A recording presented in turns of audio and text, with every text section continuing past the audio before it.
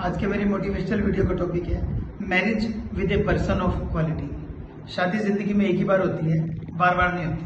अगर हम करें तो पैसों से शादी नहीं करनी है, हमें ऐसी लड़की की शादी करनी चाहिए जिसके अंदर अच्छे अच्छे गुण हो। हमारे देश में एक बहुत अमीर परिवार रहता है, उनका घर कई मंजिलें ऊंचा है। तो उस घर में उन्होंने अपने बेटे के लिए एक कई लड़कियां देखी, लेकिन उन्हें लड़की नहीं पसंद आई। कोई उन्हें तेज स्वभाव की लगी, कोई नखरेबाज लगी, कुछ किसी के बारे में लगा कि वो घर का काम नहीं कर देगी। तो वो चाहती थी कि हमें चाहे गरीब घर की लड़की मिले लेकिन अच्छी लड़की मिल जाए।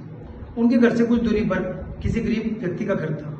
अचानक उनकी पत्नी की तबीयत खराब होगी और उनकी बहन की लड़की कुछ दिनों के लिए वहां रहने आ गई। इस लड़के की मम्मी जब अपने लड़के के लिए अच्छी लड़की ढूंढ रही थी, जब वो अपने घर की चौथी पांचवी मंजिल में शाम को खड़ी होती थी तो या सुबह खड़ी होती थी तो सामने वाले गरीब घर में उन्हें वो रिश्तेदारों की लड़की नजर आती थी, जो कभी उनके बरामदे में सफाई कर रही होती थी, कभी सब्जी काट रही होती थी, कभी उनके घर में जिसकी तबीयत खराब थी उसके सिर में तेल लगा रही होती थी। वो लड़की बहुत सुंदर थी और उसके चेहरे की मासूमियत ये साबित करती थी कि इस लड़की ने गरीबी का दर्द झेला है और सारी जिंदगी की चोटें खाई हुई, सिलाई कढ़ाई भी करती थी और स्वभाव की बहुत अच्छी थी।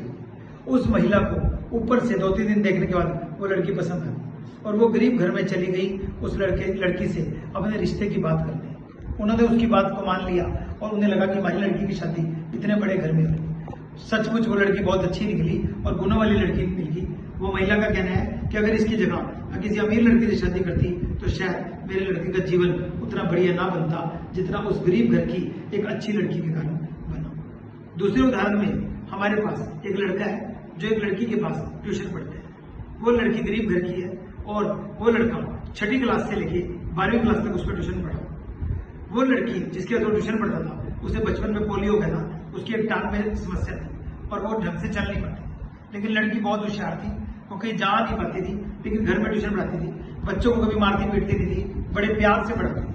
आसपास के बहुत सारे बच्चे ट्यूशन पढ़ते थे। वो बच्चों से भावनात्मक रूप से इमोशनल फॉर्म में बच्चों से जुड़ी हुई थी। इस बच्चे को उसने 6ठी से 12वीं तक पढ़ाया, ये कमजोर था, इसे टॉपर बनाया। बाद में आर्मी का पेपर जो था उसकी तैयारी भी उसी लड़की ने कराई और वो लड़का आर्मी में सिलेक्ट हो गया। जब आर्मी में सिलेक्ट होने के बाद वो 3 महीने बाद घर में छुट्टियों पे आया तो उसने जिद ठान ली कि वो उस मैडम से शादी करेगा। घर वालों ने उसे बहुत बुरा बोला कि तू इतना गिर गया कि तुझे जिस लड़की ने तुझे दिन रात पढ़ाया तो उससे ही शादी करना चाहता है, ये तेरे चरित्र की बहुत बड़ी गलत चीज है। लेकिन उस लड़के ने बताया कि मैं उस लड़की के पीछे नहीं हूं, लेकिन उस लड़की ने मेरी जिंदगी बनाई। मुझे 10 साल बड़ी है, आज मैं 30 साल का हूं, वो 40 साल का है, लेकिन उसकी टांग में पोलियो है, उसको कोई भाई बहन नहीं है, माता पिता बूढ़े हो रहे हैं, उसको कौन संभालेगा। उसने ये कहा कि चाहे वो मेरी टीचर है लेकिन मैं अपना फर्ज निभाना चाहता हूँ, मैं उसे उसकी जिंदगी बनाना चाहता हूँ। मेरे पास और कोई मकसद नहीं बन रहा उसको अपने पास रखने का, मेरे पास एक ही मकसद बन रहा कि मैं उससे शादी करूँ। सारे गांव वालों ने उसके इस फैसले की तारीफ की, सभी अखबारों में खबर छपी। तो इन दोनों उदाहरणों से यही शिक्षा मिलती है कि जब भी अपने बेटे की शादी करो किसी गुणवान लड़की से करो, अमीरी और गरीबी मत देखो, दहेज लेकर शादी तो कभी भी मत करो। Thank you.